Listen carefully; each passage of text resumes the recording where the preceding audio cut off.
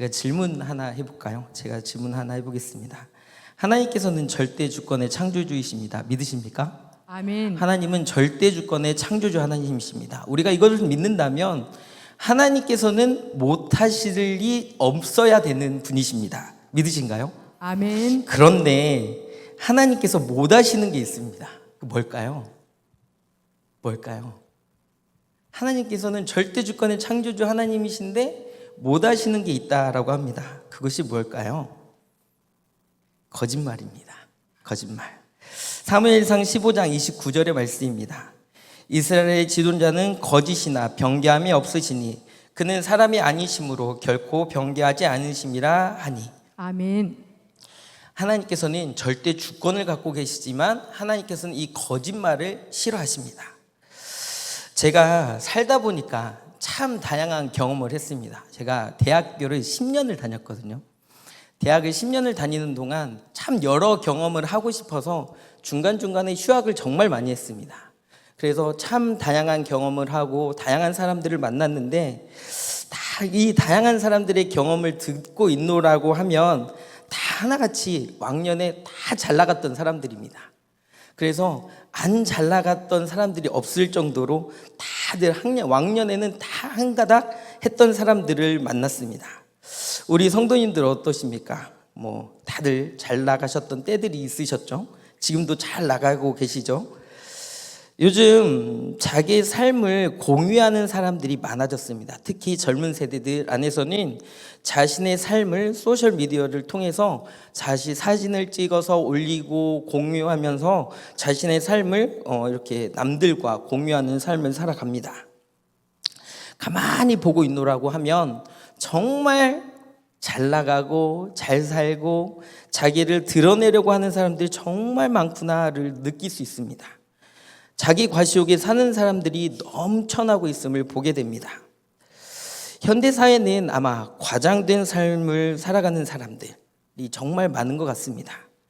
불특정 다수에게 내가 아는 사람이 아니라 내가 모르는 그 사람들이 나의 SNS에 와서 소셜미디어에 와서 내 삶을 보기를 원하는 거예요. 그러니까 내가 좋은 가방, 좋은 여행, 돈다발 이런 것들을 사진 찍어서 이것들을 공유한다라는 거예요.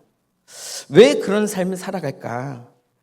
여러분 혹시 호캉스라고 들어보셨습니까? 그러니까 여름 휴가를 호텔로 가는 겁니다. 우리나라가 언제부터 이렇게 잘 살았는지는 잘 모르겠습니다. 제가 어릴 적에 제가 지리산, 그러니까 그 둘레길에 있는 남원시 인월면에서 산 적이 있거든요. 그때 당시 구멍가게 하나가 있을 정도로 완전 너무 시골이었는데 당시 저희 아버지가 교회 관리 집사님이셨습니다.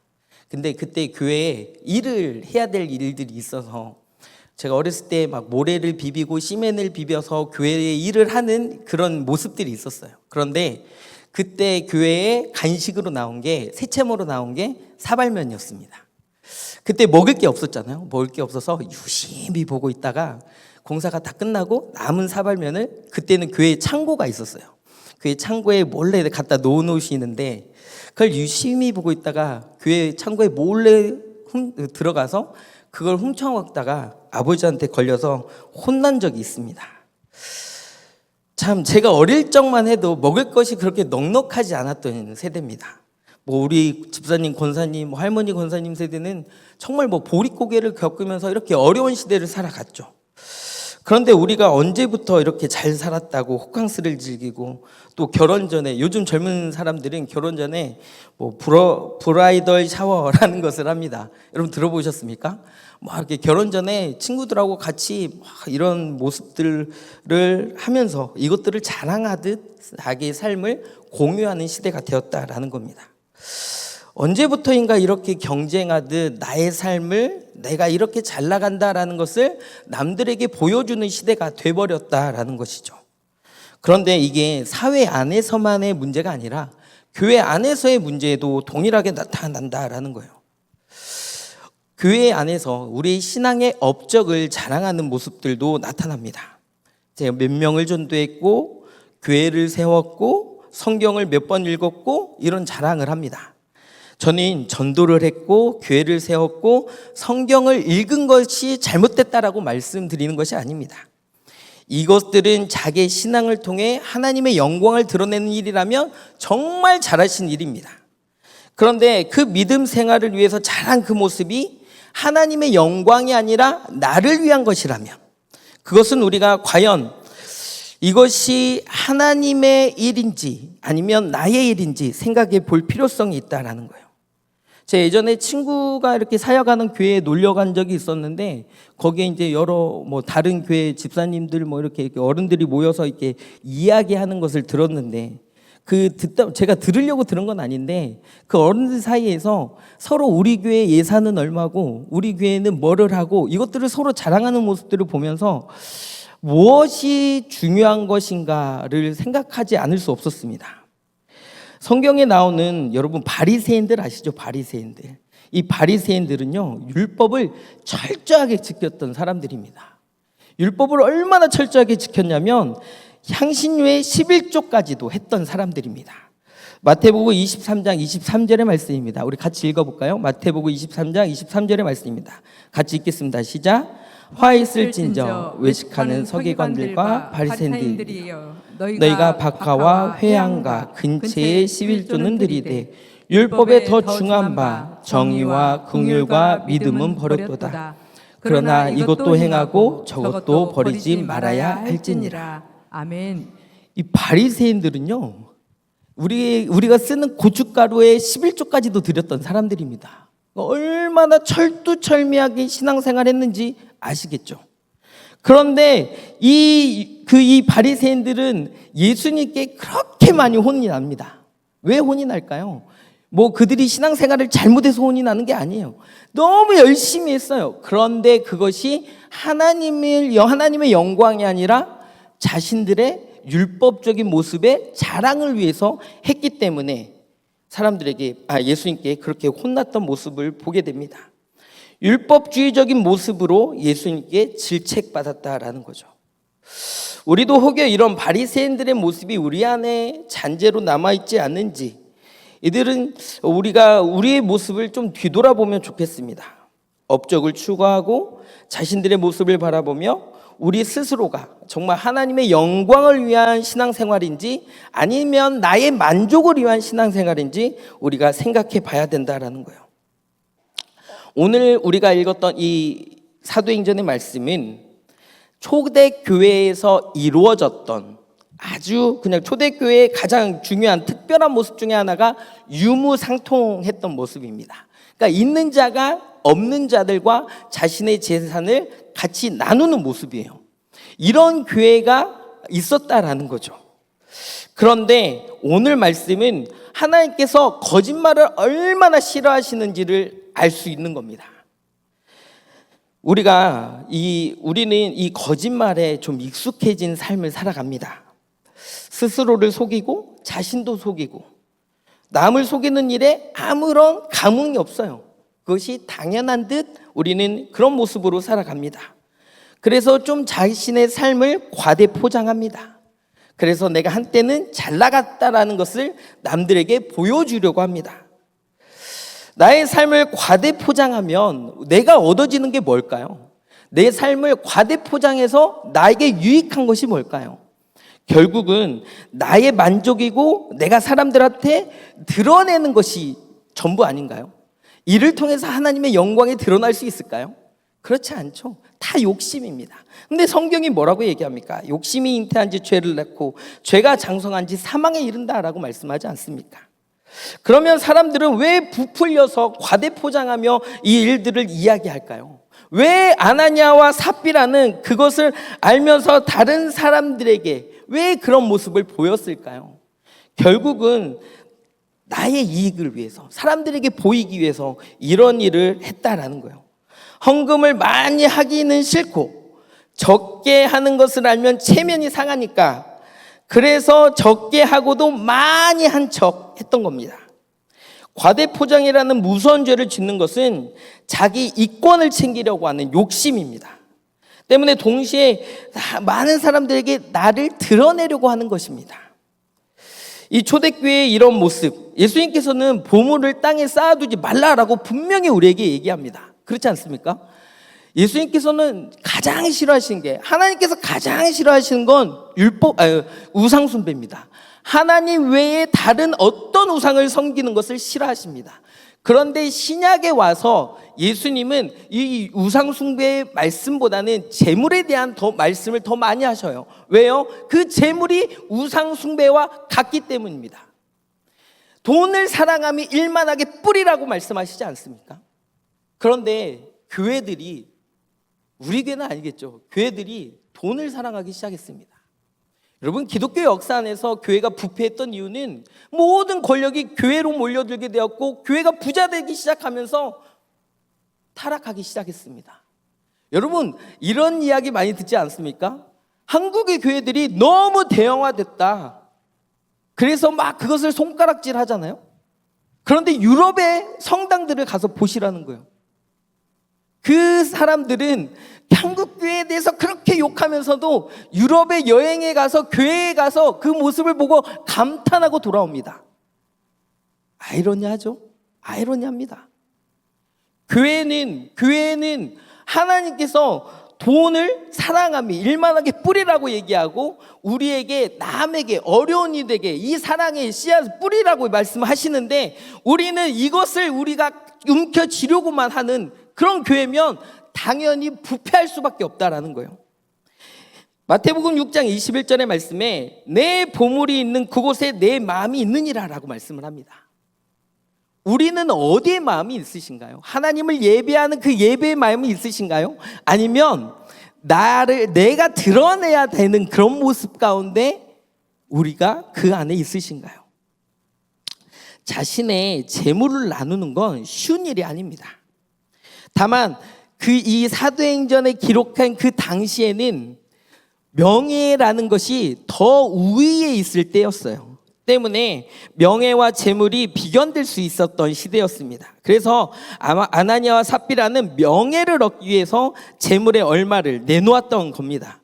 그런데 그것이 순수한 마음이 아니었던 거죠. 그래서 1절 2절의 말씀에 이렇게 말씀하십니다.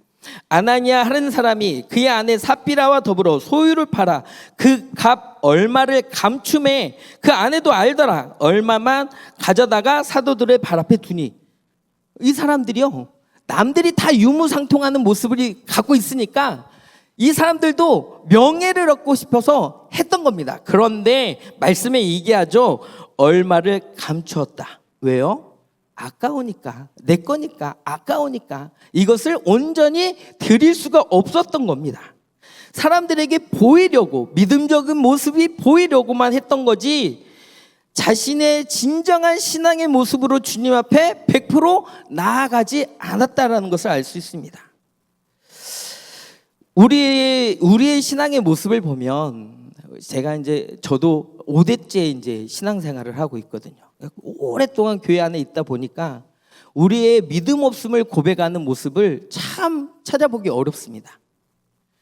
그냥 어느 정도 나이를 먹으면 집사가 되고, 또 나이를 먹으면 권사가 되고, 장로가 되고 그러잖아요. 그렇게 되면 모르는 게 분명히 있음에도 불구하고 물어보는 게 두려워요. 믿음 없음을 고백하는 게 부끄럽습니다. 그러니 내가 믿음 없는 모습 가운데 내가 믿음 없음을 고백해야 하는데 체면상 그러지 못하는 모습들을 너무 많이 봅니다. 그래서 제가 중고등부 애들이나 청년들을 가르칠 때, 지금 너희들이 물어보지 않으면 너희들은 그 신앙이 굳어져서 내가 신앙이 없음에도 불구하고 있는 척하며 살아갈 수밖에 없다라고 가르칩니다. 혹여 우리의 모습 가운데 내 믿음 없음을 하나님 앞에 온전히 고백하지 못한다고 한다면 이 시간 우리가 기도하면 좋겠어요. 하나님 앞에 간절함으로 나아가면 좋겠습니다. 내가 믿음이 없는데 있는 척한다고 하나님께서 모르실까요? 하나님께서는 다 아시잖아요. 그럼에도 불구하고 우리가 숨긴다고, 꽂고 숨기고 감춘다고 해서 내 믿음과 내 신앙이 자유로우신가요? 그럴 수 없다라는 겁니다. 마태복음에 보면요, 12의 혈류증 걸린 이 여인의 이야기가 나옵니다. 얼마나 간절했으면 이는 목숨을 걸고 그 무리 안으로 들어와서 예수님 앞에 나아가는 모습을 보여주고 있다라는 거예요. 얼마나 간절했으면. 이 여인이 이 12년 동안 이 혈루증으로 얼마나 간절했으면 당시 율법으로 이 여인은 무리 안으로 들어오는 것이 금기되어 있고 걸리면 돌에 맞아 죽게 되어 있습니다. 그럼에도 불구하고 이 여인은 살아야겠다라는 마음으로 예수님께 나아가는 거예요. 그리고 예수님의 옷에 옥자락에 손을 대는 겁니다. 그러고 나서 예수님께서 내 믿음이 너를 구원했다라는 선포를 얻게 되는 겁니다. 우리 마음에 이런 간절함이 있으신가요? 우리 마음에 이런 간절함이 있으신가요? 하나님을 향한 열정과 하나님을 향한 간절함이 우리 안에 있어야 되냐고요. 이 여인의 간절함이 우리를 구원으로 인도합니다. 이 간절함이 주님 앞에 진실로 나아갈 수 있게 합니다. 그 누가 봅니까? 그 누가 알아요? 내 믿음 없으면 그 누가 봅니까? 내 믿음 없음을 고백하는 것이 그렇게 부끄럽습니까? 목사인 저도요, 나 늘 믿음 없음을 주님 앞에 고백합니다. 주님 용서해 주세요. 주님 나를 불쌍히 여겨달라고. 주님 나를 불쌍히 여겨달라고. 내 믿음 없음을 주님 도와주시라고. 이렇게 간절하게 기도합니다. 그런데요, 왜 우리는 이 믿음 없음을 고백하지 못할까요? 마가복음에 보면 한 아이의 아버지가 나와요. 이 아버지는 이 자녀가 고침받기를 원합니다. 이 귀신에서부터 고침받기를 원해요. 마가복음 9장 22절 25절의 말씀입니다. 우리 같이 읽겠습니다. 시작. 귀신이 그를 죽이려고 불과 물에 자주 던져졌나이다. 그러나 무엇을 하실 수 있거든 우리를 불쌍히 여기사 도와주시옵소서. 예수께서 이르시되 할 수 있거든이 무슨 말이냐? 믿는 자에게는 능하지 일이 없느니라 하시니 그 아이의 아버지가 소리를 질러 이르되 내가 믿나이다. 나의 믿음 없는 것을 도와주소서 하더라. 예수께서 무리가 달려와 모이는 것을 보시고 그 더러운 귀신을 꾸짖어 이르시되 말 못하고 못 듣는 귀신아 내가 내게 명하노니 이 아이에게서 나오고 다시 들어가지 말라 하시매. 아멘. 얼마나 간절합니까? 하나님 앞에 얼마나 간절합니까? 내가 주님을 믿는다라고 했지만 하실 수 있거든 주님 도와달라고 고백했던 이 여인, 이 아비에게 믿음 없는 것을 질책하셨을 때 할 수 있거든이 무슨 말이냐라고 했을 때 이 아비는 그 자리에서 내 믿음 없음을 도와달라고 기도합니다. 우리에게 그런 순수한 열정이 있어야 되는 거예요. 그런 간절함이 있어야 되는 겁니다. 그렇게 주님 앞에 나아가야만이 우리의 신앙이 변화되고 아버지 하나님의 모든 주권을 인정하고 주님을 신뢰하고 인정하고 믿고 의지하는 믿음의 신앙의 모습을 갖게 되는 거예요. 믿음은 형태가 아닙니다. 믿음은 주님을 그냥 의지하는 거예요. 자녀가 아버지 어머니를 의지하잖아요. 엄마 아빠 나 아이스크림 먹고 싶어 사줘. 나 치킨 먹고 싶어 사줘. 왜요? 엄마 아빠가 할 수 있으니까요. 그것이 믿음이다라는 거예요. 의심하면서 엄마는 나 치킨 못 사줄 거야. 아빠는 나 치킨 못 사줄 거야. 이렇게 얘기하는 아이들이 있나요? 그냥 믿고 고백하는 거예요. 믿고 그냥 사달라고 요청하는 겁니다.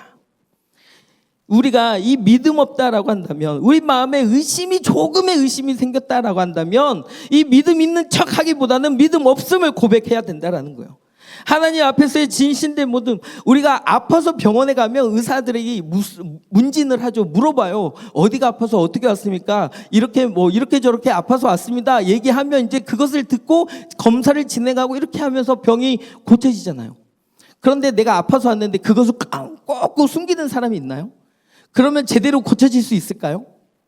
우리가 하나님 앞에 나아가야 되는 모습은 내 약점, 내가 진짜 드러내놓고 싶지 않은 그런 모습까지도 하나님 이미 다 아시는데 내가 감춰봤자 그것이 무슨 유익이 있겠냐고요. 하나님 앞에 나아가시려면 진실함으로 나아가셔야 된다는 거예요. 거짓 없는 믿음으로 나아가셔야 된다는 거예요. 하나님만 의지해서 하나님만 나의 모든 것에 나 치료하실 수 있는 분이라고 온전한, 그것이 믿음이잖아요. 그것이 믿음이잖아요. 그냥 믿음이 있는 척 하는 거 옳지 않습니다. 하나님께서는 우리에게 분명 율법을 주십니다. 왜요? 율법을 지킴으로써 하나님의 자녀답게 살아가라고 그렇게 말씀을 주시는 거예요. 그 율법은 우리를 얽매게 하려고 주시는 것이 아니에요. 그런데 율법 없을 때는 무엇이 그 율법의 역할을 한다고요? 양심이 그의 율법의 역할을 한다라고 말씀을 합니다. 로마서 2장 14절 15절의 말씀입니다. 율법 없는 이방인이 본성으로 율법의 일을 행할 때에는 이 사람은 율법이 없어도 자기가 자기에게 율법이 되다니, 이런 이들은 그 양심이 증거가 되어 그 생각이 서로 혹은 고발하며 혹은 변명하여 그 마음에 새긴 율법의 행위를 나타내느니라. 아멘. 하나님께서 이 율법을 주신 건 하나님의 자녀를 하나님의 자녀답게 살게끔 하시려고 그렇게 율법을 주신 겁니다. 우리의 마음에 양심의 가책이 있다라고 한다면 그 하나님께서 그 양심을 주신 거예요. 그런데요, 이 양심이라는 것이 온전하지 않습니다. 이 양심이라는 것을 믿고 신앙생활하면 안 돼요. 왜요? 이 양심은요, 무뎌져 버릴 수 있어요. 같은 죄를 반복해서 지으면요, 무뎌져 버립니다. 그래서 양심이, 예수님께서도 양심이 이 화인 맞은 사람들이라고 막 질책을 하잖아요. 양심이 있었지만 그 양심이 역할을 제대로 하지 못했기 때문입니다. 우리에게 혹이 하나님께서 주신 이 양심이 무뎌져 있다면 이 양심도 다시 회복시켜야 된다라는 거예요. 죄를 죄로 여길 수 있어야 된다라는 겁니다. 잘못된 것을 잘못된 것이라 이야기할 수 있어야 된다라는 거예요. 아멘. 안타깝게도 제가 생각할 때는 한국 교회가 이렇게 타락한 것은 잘못된 것을 잘못된 것이다 이야기하지 못해서라고 생각을 합니다. 잘못된 것을 잘못된 것이다 이야기하지 않고 그냥 좋은 건 좋은 거야. 우리가 서로 알아가면 서로 그냥 조금만 네가 양보해. 그래, 좋은 게 좋은 거야가 한국 교회를 이렇게 타락시켰다라는 겁니다. 잘못된 건 잘못된 겁니다. 틀린 건 틀린 거예요. 그러니 예수님께서 우리에게, 교회에게 치리할 수 있는 그런 권한을 주시잖아요. 땅에서 매면 하늘에서도 매일 것이다. 땅에서 풀면 하늘에서도 매일 것이다. 이것이 교회에게 준 권한 아니겠습니까? 왜요? 이것이 우리의 연약함이 있기 때문입니다. 우리가 잘못된 일들을 계속 지으면요, 이 잘못이 잘못으로 인식되지 않습니다. 혹여 여러분 이런 분 보셨습니까? 우리가 운전을 하다가 시도위반이나 과속을 상습적으로 하시는 모습들, 몰라서 그럴까요? 저 빨간불에 가면 안 된다는 거 아이들도 아는데 우리는 왜 빨간불에 가고, 왜 우리는 과속하면 안 되는데 왜 과속을 할까요? 우리는 그것이 잘못된 것을 압니다. 그런데 이것이는 우리의 구원과 아무런 연관이 없다고요? 아니요, 예수님께서도요, 그 사람의 열매로 그 사람을 안다라고 분명히 얘기하시거든요. 산상수훈의 말씀을 보세요. 얼마나 강력하게 그 율법적인 윤리적인 모습을 우리에게 요구하시는지를 보시라는 거예요. 그런데 우리는 이런 죄를 짓고도 아무런 감흥이 없습니다. 왜? 예수 그리스도의 십자가만 믿으면 우리는 구원 얻으니까. 그 십자가를 우리가 망명되어 일컫는다고 생각하지 않으십니까? 우리의 이런 과장된 신앙의 과장은 우리 스스로를 무너뜨리기도 하지만 우리를 멸망의 길로 이끌어 가기도 합니다. 하나님께서 우리 모두에게 진실된 모습을 갖기를 원하십니다. 거짓은 어떤 모양이라도 버리기를 원하십니다. 데살로니가 전서 5장 2절의 말씀에 악은 어떤 모양이라도 버리라 라고 말씀합니다. 오늘 우리가 하나님 앞에서 우리는 하나님을 속일 수 없다는 것을 고백하고 하나님 앞에서 우리가 버려야 될 그 거짓된 모습을 회개하며 나아가길 소원합니다. 과대 포장되어 있는 이 거짓된 믿음을 회개하며 나아가길 소원합니다. 양심의 기능이 무뎌졌다면 이 양심이 다시금 살아나길 소원합니다. 아멘. 하나님의 자녀라면 하나님의 자녀답게 말로만 비치고 속음이면 무엇하고, 우리가 세상에 나가서 그들과 다른 거룩한 모습이 우리에게 없다면 우리가 무엇을 가지고 하나님 앞에 나아갈 수 있겠습니까? 교회는 거룩한 공동체입니다. 교회는 거룩한 공동체예요. 달라져야 되는 거예요. 다름이 분명히 있어야 되는 거예요. 저들과의 다름이 있어야 되는 거예요. 그런데 그 다름 꼭 너무 어려운 게 아니다라는 거예요. 저들이 하지 않는 그 율법적인 윤리적인 것을 우리가 지켜내는 것으로 우리의 다름을 그들에게 증명할 수 있다라는 겁니다. 거짓된 모습이 있다면 이 시간 우리가 다 같이 기도하며 나아가기 소원합니다. 믿음 없음을 솔직히 고백해서 이 거짓된 믿음에서 자유를, 주님과의 1대1의 관계 가운데 주님 우리를 찾아와 주시고 만나 주셔서 알고도 모르고도 계속 주님을 속여왔던 그것들이 이 시간 다 회개되기를 간절히 소원합니다.